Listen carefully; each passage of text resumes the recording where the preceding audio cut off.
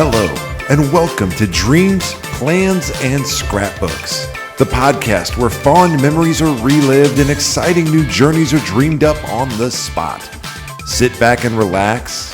The adventure is about to start.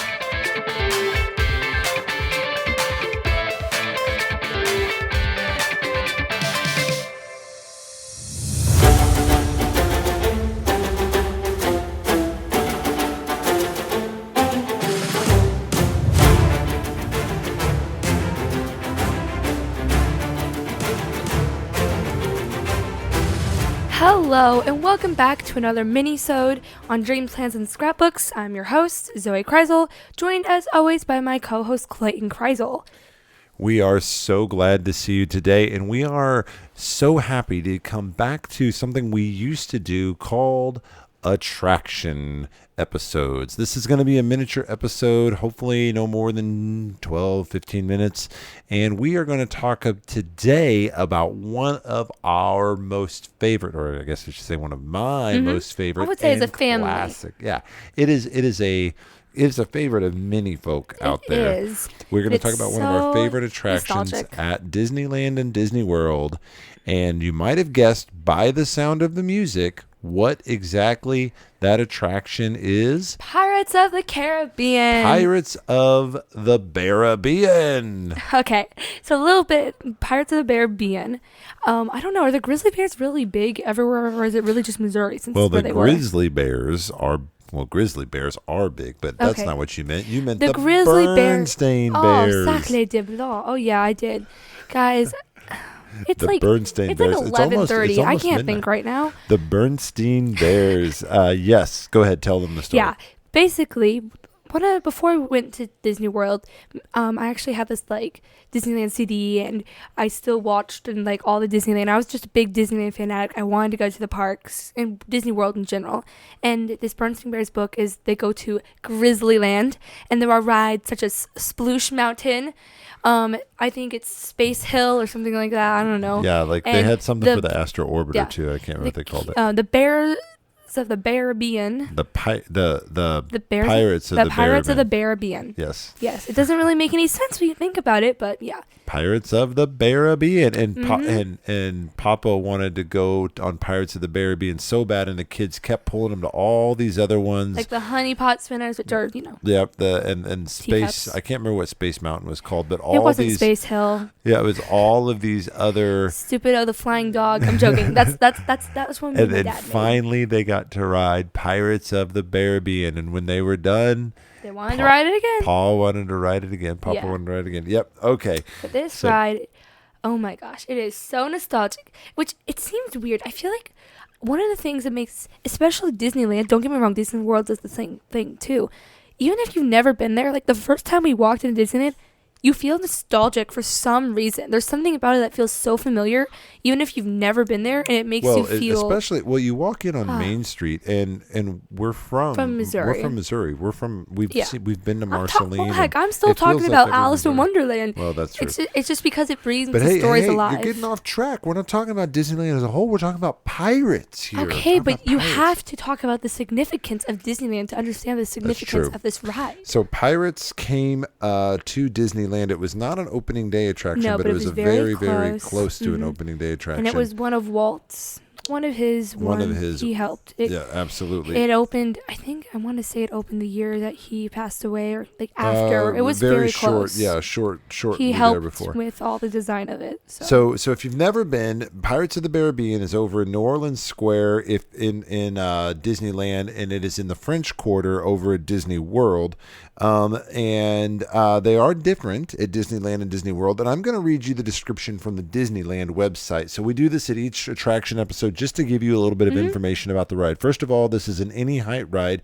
Anybody can ride it. As a matter of fact, my wife rode it while wearing Eleanor, when Eleanor was a baby, like not even a year old yet. A mere child. She was wearing her in one of those Sully wraps. And there are three fairly significant drops in it. They're always bigger than I remember, especially the one that's like, I think it's like the second or first one. But there's no seat belts. There's no need for that. Like, it's not like huge. It's not It's not steep. It's just kind of long. Yeah, but regardless of that, I would say very, very, very smooth family even ride.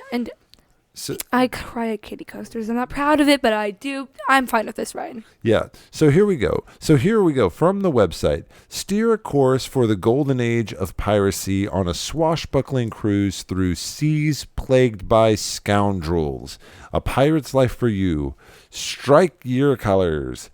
Your adventure begins in a shadowy bayou where you'll board a weathered barge, plunge down a waterfall in the dark, and float through the spectral world of a pirate's grotto. Dead men tells no tales, but they guard their treasure for all eternity. Navigate cannon fire between a fort of a 12-gun galleon. Glide into port and behold brazen buccaneers drunk on pillaged plunder. Skulk past the well-armed lass who commands a colorful auction of villagers' goods. Sing along a sea-roving scallywags serenade you with their classic shanty, yo ho, a pirate's life for me.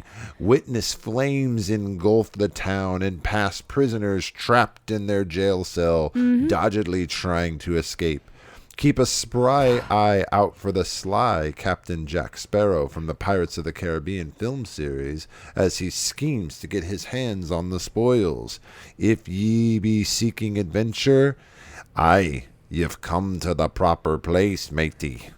Pirates of the Caribbean is considered one of the most immersive attractions ever created for a theme park. Absolutely. When Walt Disney originally designed the attraction in the 1950s, he imagined it as a wax museum and a walk-through adventure. However, after the success of Walt Disney's Carousel of Progress at the 1964 New York World's Fair, which is now at Tomorrowland and Disney World. Exactly, and it is so underrated. And his team of Imagineers decided that audio animatronics, Walt's last animation technology, was the most imaginative way to tell a rousing pirate's tale. And on March 18th, 1967, Pirates of the Caribbean opened in Disneyland. Thanks to the highly detailed scenes, lavish special effects, and memorable characters, the attraction earned rave reviews and has remained a beloved classic ever since. So actually, I think it's the last ride he worked on. It was 12 years after the parks opened then. If it came over in 67. I think, if I'm correct, I'm remembering, I think it's the last attraction that he played a major role in designing. And yes, it is. You can tell a difference between in the parks and lands. You can tell where Walt actually had his oar in a lot of it. That's right. And you can tell. I'm not even sure. I can't remember when he passed away. He may have already been dead whenever. I remember when I was watching the Imagineering story, which yes is something I've watched multiple times. How dare you not? They mentioned, I can picture in my mind. He definitely worked on it. He worked on it, but I think he actually passed before opening day, or if. Yeah, he died in December 15th, 1966, and it opened 3 months later. Yep.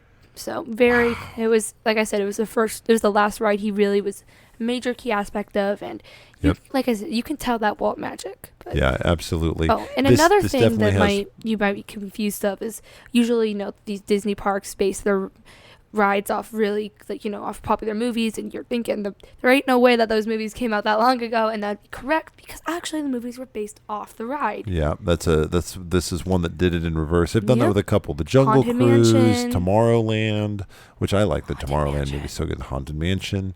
I wish they would do more. I would love it. I would love.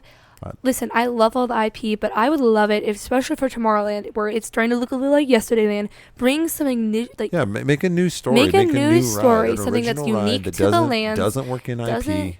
Doesn't work with a side character. Make something new. Make your own story, guys. I agree. So let's talk about this ride just a little bit. So if you're at Disneyland, first of all, the Disneyland one and the Disney World are different. In my opinion, Disneyland is superior. Disneyland is better. Which is the fact longer, for most rides. It's bigger.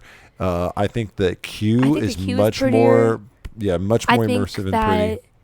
I feel like even the drops are better. I feel like the drops are better. Yeah, so the queue, first of all, you line up outside this huge French it's in the French Quarter. It's in the French Quarter, so you look like you're next to the Haunted Mansion, kind of near the Haunted Mansion, right across from Tiana's Bayou Adventure. and you Which makes sense why they go turned it down into into that. this building, and it looks like you're kind of walking through like a cave, Mm-hmm. and then you come upon the boats, and you walk right past the boats, going right past your head. Actually, like they come right up on Mm-hmm. you, which is kind of It's cool. super cool. The cute. It doesn't sound like much, but the way they have it designed, it just, yeah, it feels pretty great. And it's not like the most. It's no but Mickey and Minnie's Runaway there's Railway jail cute, cells, but and it's it good. looks like you're walking through. It looks like you're walking through like a Pirate? pirate's lair, and then you come to The this loading dock. You come to the loading dock. You get on the loading dock, and they release you, and you're in this. Immediately, you are immersed. You feel like you are floating through You're in this, like, the swamps of New Orleans, and you see and this, you see this beautiful beautiful little like, restaurant. restaurant, and it's the Blue Bayou, which People are actually yes, eating. it is one of the part most of the expensive, fancy restaurants Right. at Disneyland, if not the the restaurant most. is in the ride, and Yes. it's It is so immersive. I would love And- to go there. We and then didn't get you're- reservations this time. You're though. floating through New Orleans, and then you come into this cave area, and it's like crickets, and it's real soft, and then you come into this cave area, and immediately it gets colder, and then you start to hear the spooky music, and you see the skeleton head, and you hear dead men tell no tales, and you And they- fall, and then you have another little fall and another big fall. I And don't then you think they're start back to hearing the back. music. They're not exactly back to back, but They're pretty there's a similar. couple scenes in between there, and then you have this big one, and then you start hearing the music though, yo ho, yo ho, upon your, and then you come across this town. It's on fire. Well, Well, not that's, yet. Sorry, that's not not yet. You yet. don't come to Tortuga just yet. You come first of all to this big battle scene where you have ships firing over top of you, and this is where Eleanor, the very first time we ever rode it, she woke up in the middle of this, and she looks around, and they've got these animatronic pirates. And I remember Mommy the first time she had never been on a ride like this. Oh, stop! Don't laugh, because Okay, it's it's a funny. testament to actually how good the I animatronics know. still are, even after 70 years. Well, what 50 years? No, wait a minute, 60 years. Math. They are still so good looking that Mommy was like, are those real people at first? Like she'd never seen an Yeah. animatronic like that.